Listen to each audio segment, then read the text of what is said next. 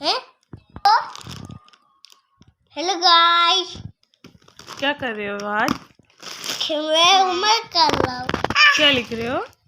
8 18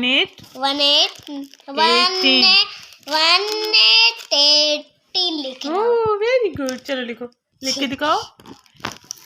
ऐसे 1 लिखना, अब इसके बाद ऐसे करना, ऐसे करके 2 सर्कल बनाने हैं, 2 सर्कल फिर उनको मिलाना है। ऐसे।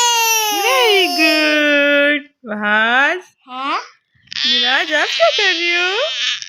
Hello hello hello hi. आप क्या करेंगे? आप लिखो आज। आप भी अच्छे से पढ़ो, फिर आपको भी ट्रॉफी मिलेगी। हेलो मिराज, हाय।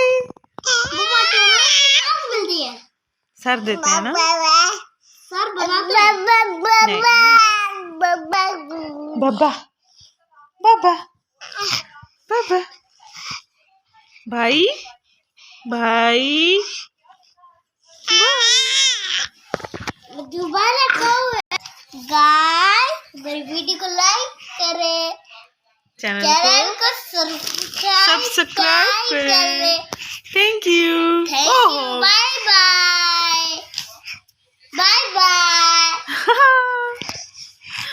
चलो लिखो, अब शुरू काम कंप्लीट करो।